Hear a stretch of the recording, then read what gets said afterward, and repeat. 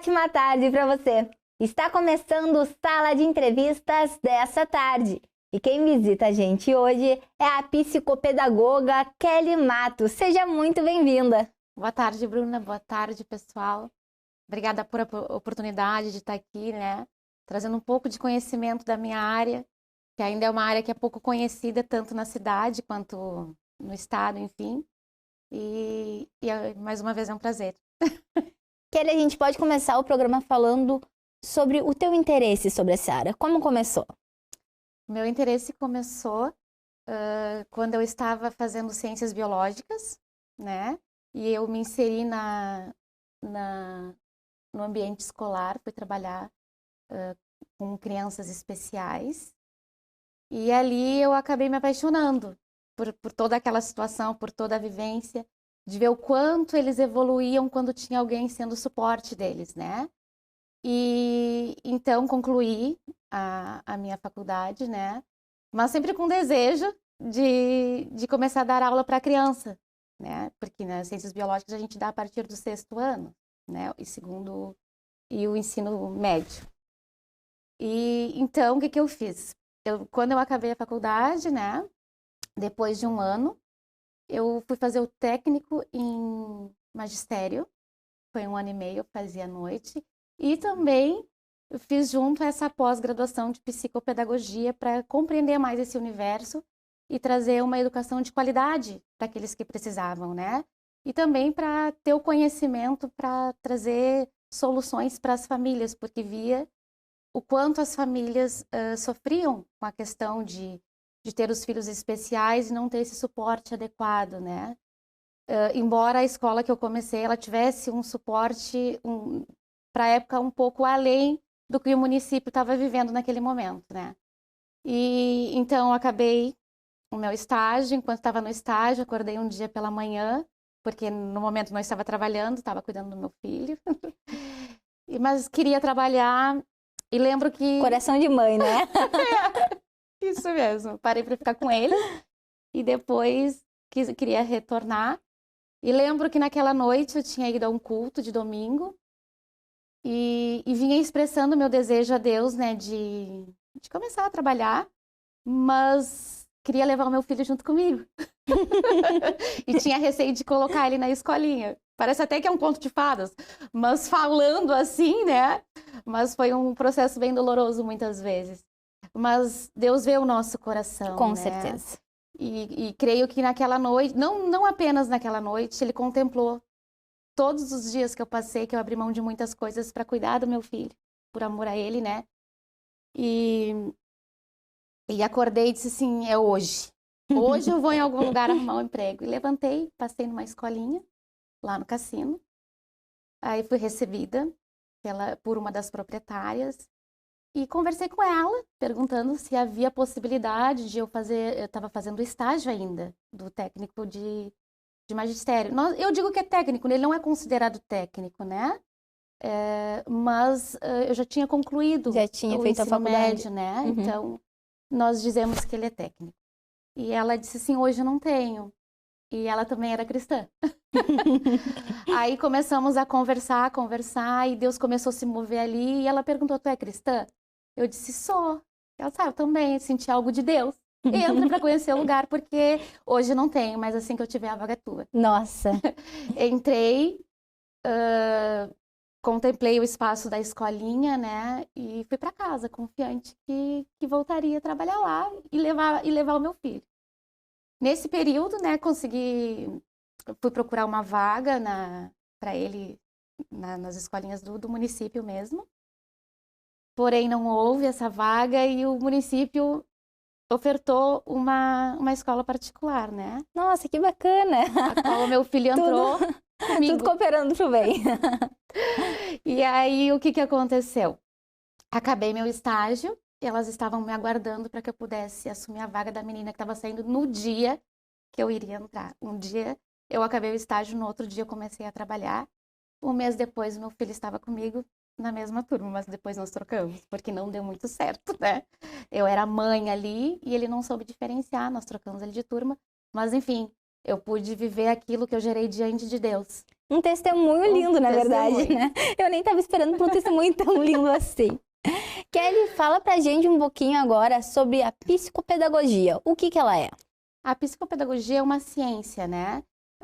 Há psicopedagogos que não gostam de dizer que une a pedagogia com a psicologia, porém, ela une. Porque os dois nomes são muito semelhantes, né? Isso. O que acontece?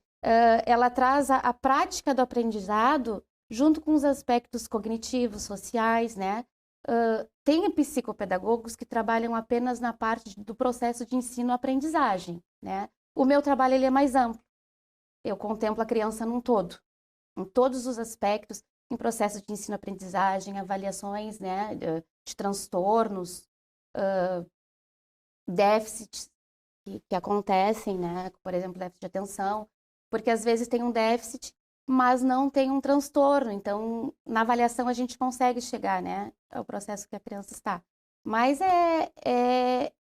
algo muito, é uma área muito ampla, porém que ainda está um tanto limitada, até mesmo pelos profissionais. Eu estou entrando, né, no mercado, assim, após sair da escola. Eu vou contar. Quando eu saí da escola, agora, no ano passado, as mães pediram para eu continuar com os meus alunos em casa, né? E eu continuei, e aí postei. Você viu a oportunidade de abrir um empreendimento próprio. E uma psicóloga, que agora é minha amiga, me convidou para trabalhar com ela, e ali tudo começou a florescer, e eu vi que eu já era uma psicopedagoga, até mesmo sendo professora, né? Que eu tinha esse cuidado de evoluir nas características emocionais, nas características físicas, nas características do processo de ensino-aprendizagem, e tudo isso de maneira lúdica, de forma lúdica, na linguagem infantil, porque é onde a criança começa a aprender na linguagem dela. E em meio a tudo isso, o transtorno do espectro autista foi tomando um lugar no meu coração, e eu decidi que eu iria me especializar mais uma vez nessa área, né? E existe uma idade certa? Como é que funciona para essas crianças? Na verdade, quando o primeiro profissional que a criança chega é no pediatra, né? O pediatra começa a identificar o quê? Que há um atraso, principalmente na fala. Nós dizemos que tem um marco da fala que é aos 2 anos, né? Se a criança não fala uma frase, já há um atraso, né? E devido a diversas outras características cognitivas, se a criança consegue brincar com outra criança, nos aspectos sociais, né? E aí a pediatra começa essa avaliação. Quando há essa suspeita, ela passa para quem? Para mim, para a psicopedagoga, né? Que aí é onde entra as sessões avaliativas, que eu faço testes avaliativos. É bom a gente falar como são feitas, né, essas avaliações. Essas avaliações, elas são feitas através de observações, e dependendo por exemplo, se através das observações eu começo a entender que a criança tem um TDAH, eu começo a fazer testes que avaliam as características dela para TDAH, por exemplo, o questionário SNAP, né? Se vai para a linha do autismo, por exemplo, aí existe o MChat, que são os mais básicos, assim, né? Mas tem o MChat, tem o... desculpa, eu esqueci o nome. Mas existem outros, né, que a gente vai fazendo, e a gente vai fazendo o quê? Através desses testes, nós vamos eliminando algumas situações e observando as que vêm chegando, né?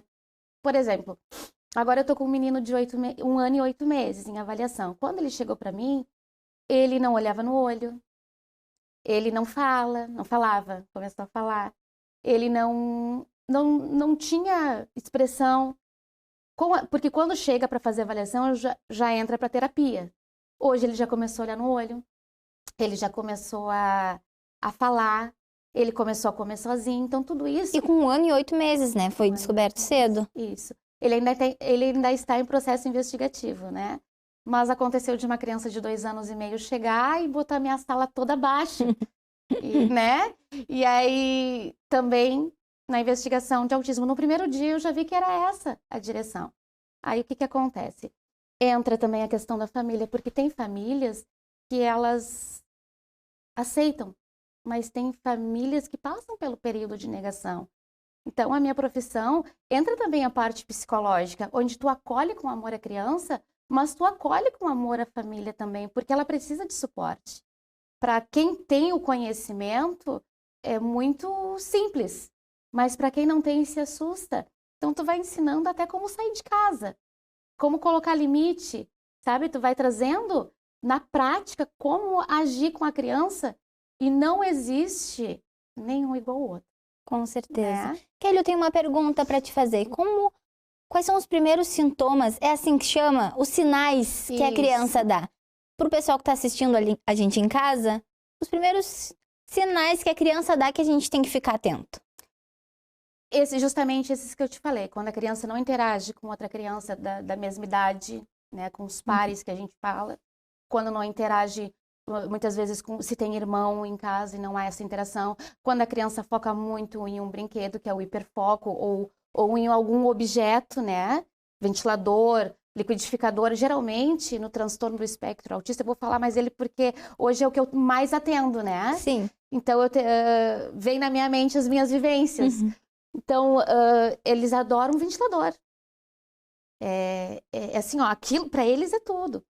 Teve um menino que chegou para mim e eu confeccionei com ele um de EVA, de tanto que ele gostava, né? Como eu comecei a trabalhar também em casa, ele dizia, aqui tem ventilador. Então, tu usa esse hiperfoco também nas terapias para desenvolver.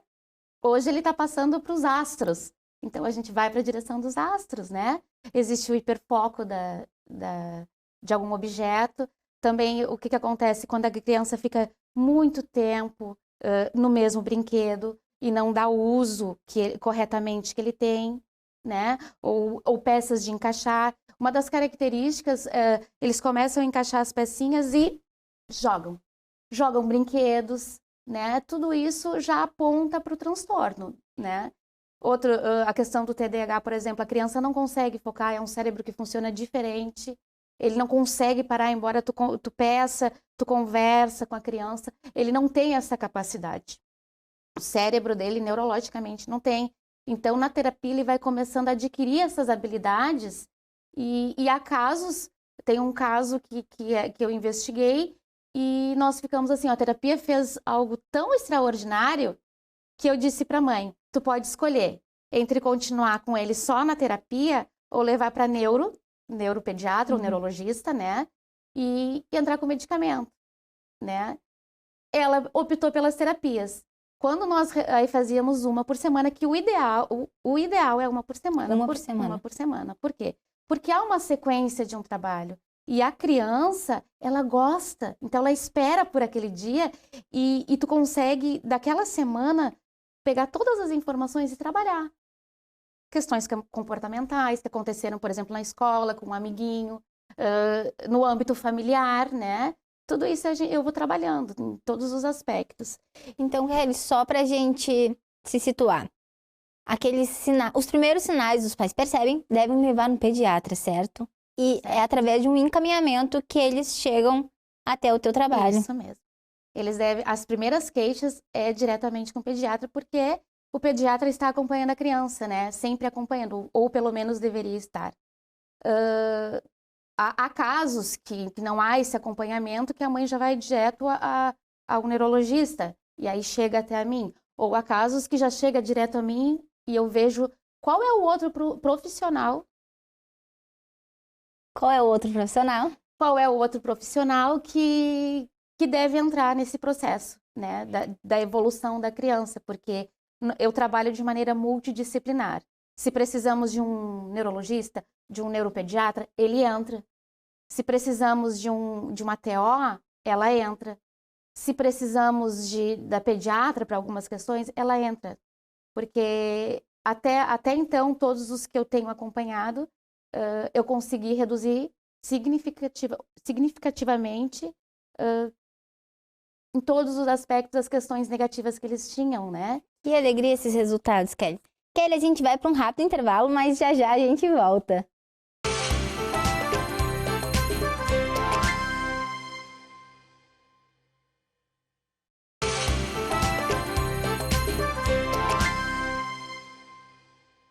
Estamos de volta com Sala de Entrevistas na TV Farol. Hoje com a psicopedagoga Kelly Matos. Voltamos, Kelly, para falar desse assunto tão importante, né? Kelly, como é trabalhado a psicopedagogia na tua clínica? Na clínica, eu sempre trabalho de maneira lúdica, né? Porque o concreto faz parte da infância. E não somente da infância, porque também se expande para adolescentes, né? Para adultos. Mas hoje o meu público é o infantil. Lá nós trabalhamos confeccionando materiais, né? De acordo com o interesse da criança, para que ela possa trabalhar a imaginação, a criatividade, para que ela possa... Eu ocasiono situações problema, né? Para que a gente consiga desenvolver a inteligência emocional da criança. Porque muitas crianças hoje têm vindo com questões comportamentais também. E elas não sabem como lidar, né, com as emoções cognitivamente também. Por quê? Porque o cérebro ainda não tem essa capacidade. Então eu começo a promover situações. Primeiro, na verdade, o primeiro passo é o acolhimento, né? A criança tem que se sentir confiante contigo para que ela possa corresponder às terapias. Quanto tempo mais ou menos leva para conseguir essa confiança da criança? Olha, não tem demorado muito não, hein? Conquistando o coração da criançada.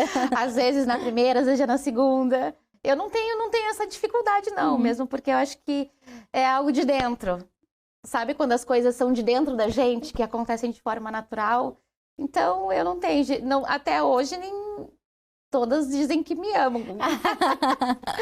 Porque quando a gente gosta daquilo que a gente faz com amor, a gente faz com carinho, não é um peso. Com certeza. É uma satisfação. E eu acho que o ambiente recebe tudo isso.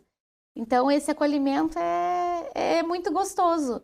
Depois que eu passo pela parte do acolhimento, da conquista, o que eu faço? Eu entro de outra maneira, de acordo com aquilo que eu avaliei, que eu analisei, e a criança está necessitando no momento, né? Por exemplo, tem criança que não sabe perder. Eu vou promover através de um jogo. Eu vou brincar com ela. E não vou deixar ela ganhar. Ela vai se incomodar. Mas aí o que eu faço? Eu faço com que eu trago para ela de uma maneira muito legal e sempre através de brincadeiras, né? E de forma lúdica, utilizando algum recurso que às vezes a gente perde e às vezes a gente ganha. E a gente se alegra com quem ganha também. E a outra pessoa se alegra quando a gente ganha. E vou construindo esse aprendizado até que fique tranquila para a criança de boa, né? Isso vai também construindo nela e fortalecendo e forjando um caráter, né? Da questão da moralidade também, da questão do respeito, num todo, porque na sociedade é necessário que isso aconteça. Sempre trago a questão de uma partida de algum jogo, principalmente futebol, né? Porque quase todo mundo assiste futebol. Que às vezes que eles perdem e que às vezes se ganha, mas a gente se esforça para ganhar. Mas se porventura não houver né, essa resposta positiva que a gente espera, continua e faz melhor para que na próxima aconteça. E se não acontecer, a gente vai se alegrar da mesma maneira. E aí as crianças vão pensando diferente, né? E vão gostando da situação. Então, quando eu vejo que elas já se acostumaram com isso, de perder, eu permito que elas comecem a ganhar. Aí a alegria é plena, né? A alegria é plena. Aí de vez em quando ganham, de vez em quando perde. Mas eu utilizo jogos, utilizo livros, fantoches, dedoches, palitoches, né? Sempre com um recurso visual. Porque, é como eu te disse, né? Na fase do desenvolvimento infantil, é necessário que tenha um recurso visual, né? Porque precisa ver, precisa tocar, precisa vivenciar. Então, sempre através de vivências. Eu promovo uma vivência para trabalhar aquilo que eu preciso. Por exemplo, se eu quero trabalhar as emoções, eu coloco um varalzinho lá na minha sala e eu tenho os monstrinhos do bem. Que eu vou desmistificando o que é monstrinho, né? Porque a gente logo imagina que os monstrinhos são do mal. Mas tem lá eu digo, não, aqui tem os do bem. Tem. E eles têm nome, né? Eles escolhem o nome. A questão da criatividade, a gente já vai trabalhando num todo, né? E aí, por exemplo, eu pego esse monstrinho, o monstrinho da raiva. Aí eles pegam Já vou trabalhando a motricidade fina, a questão da musculatura, que quando tu vai começar no primeiro ano, tu já começa a escrever e tu precisa estar com o tônus da mão fortificado. Então, eu já vou trabalhando toda a musculatura da mão. Eles vão lá, pegam um prendedor, aí eles prendem no varal o monstrinho e falam de uma situação, por exemplo, que deixa com raiva naquela semana. Tem que ser recente, porque tem que ser algo que é vivido, né? E aí fala, e o que aconteceu? E às vezes não é nada demais, mas tem criança que não consegue se equilibrar. E aí o que eu faço? Eu ensino ela a se equilibrar. Então a gente faz assim, ó. Tem casos e casos, né? Nada é mecânico, como eu te disse. Por exemplo, para uma eu falei que a gente ia fazer um cantinho onde ela pudesse descontar a raiva, e não nos colegas. Porque estava mordendo, batendo, tudo tinha que ser como ela queria. Então, além de trabalhar o sentimento, eu comecei a fazer com que promover situações que nem tudo é como ela quer, né? Isso a gente vai trabalhando para que lá na frente seja um adulto saudável, emocionalmente, psicologicamente, né? E consiga conviver na sociedade de forma saudável, que faça a diferença de maneira positiva, né? Aqui na vivência com os demais. E ela estava mordendo, estava batendo. Aí ela começou. O que ela começou a fazer, Kelly? Ela começou a diminuir, né? E aos poucos nós fomos diminuindo e ela disse, mas eu não consigo. E aí eu comecei, o que eu fiz? Tem o James, lá tem nome, os personagens. Pega um livrinho, conta a história do James. Aí digo, os adultos também sentem raiva, né? Mas a gente não pode bater nas pessoas, né? Porque todo mundo sente raiva. Não adianta a gente dizer, não sente raiva. Não, todos nós sentimos raiva. Tanto a criança quanto o adulto. O que a gente faz? A gente aprende a lidar com os nossos sentimentos. A gente aprende a reconhecer. Então, para cada criança, eu trago, através da percepção, como ela começa a vencer. E há uma mudança significativa, assim, ó, extraordinária.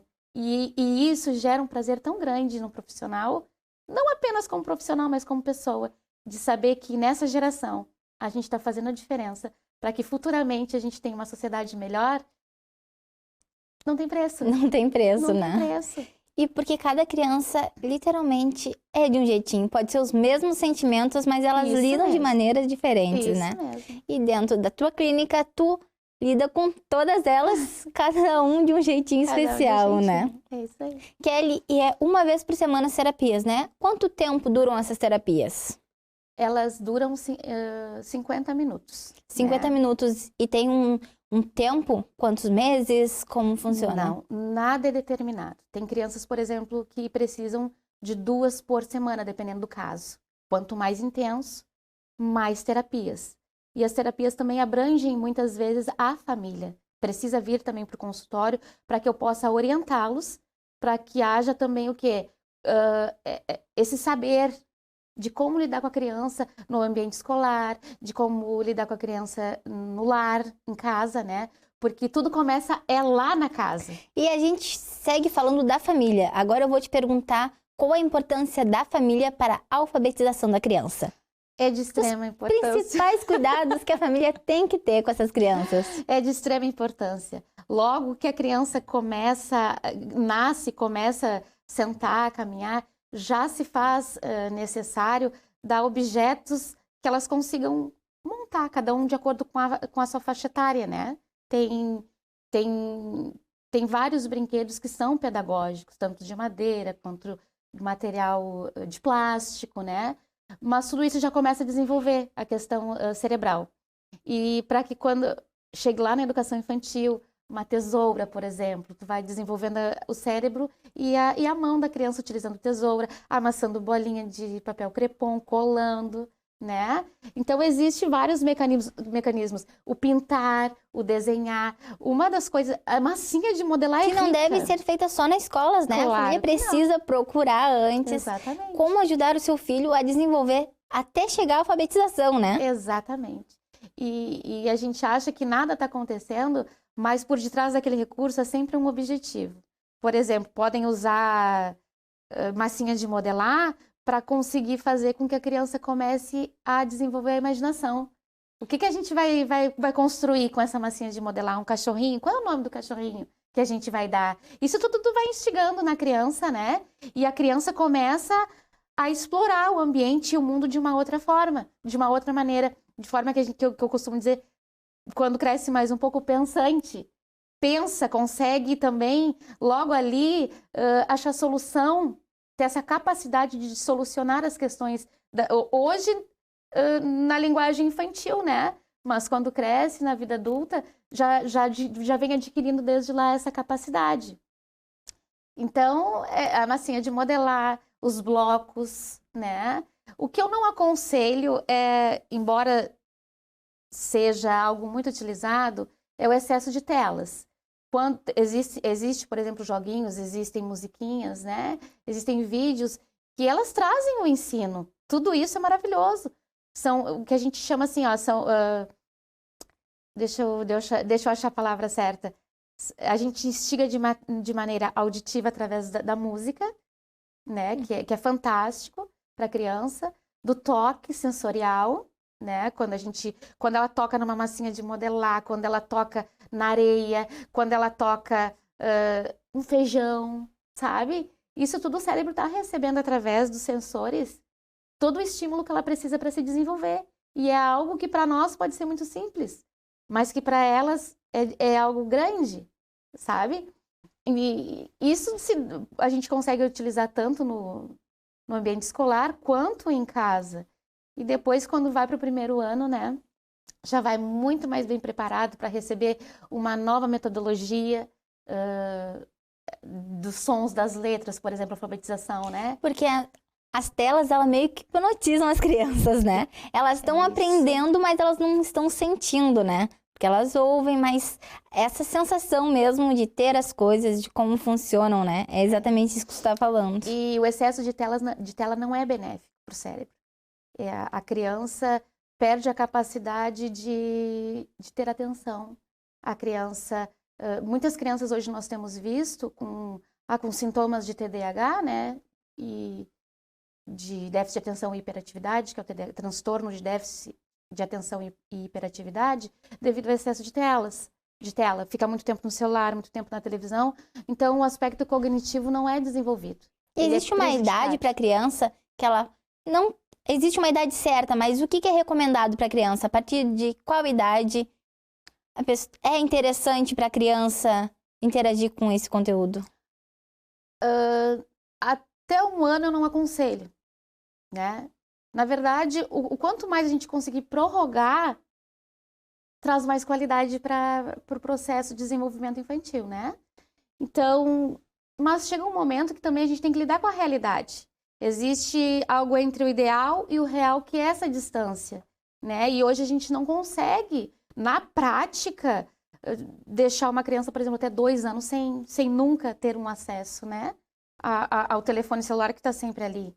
Então, eu aconselho que o quanto mais tardio, melhor, né? Porque quanto mais tardio, mais interesse a criança vai ter em outras coisas. Em outras brincadeiras. Isso. Outras coisas vão chamar a atenção, né? Isso mesmo. E ela vai ter essa vivência com outras coisas, que vai proporcionar no processo de ensino-aprendizagem dela uma explosão gigantesca, fantástica, né? Kelly, muito obrigada pela tua atenção, por todo esse momento, essa conversa aqui que a gente teve. E eu quero pedir para tu dar o teu endereço, como as pessoas podem procurar a tua clínica. A minha clínica fica no Figueiras Office, né? É a Rua Aquidabã, número 714, sala 15. É a Plenamente Psicologia e Psicopedagogia. Vão ser muito bem recebidos lá. Muito obrigada, Kelly, pela tua presença. E eu vou te convidar aqui outras vezes pra gente seguir com esse assunto tão interessante, viu? E pra você que me assiste aqui na TV Farol, se você ainda não nos segue no Instagram, é @tvfarolrs. Você pode enviar mensagens e assistir tudo o que acontece nos bastidores. Se quiser me acompanhar também, é só seguir o @ que está aqui embaixo. Tchau e até o próximo Sala de Entrevistas.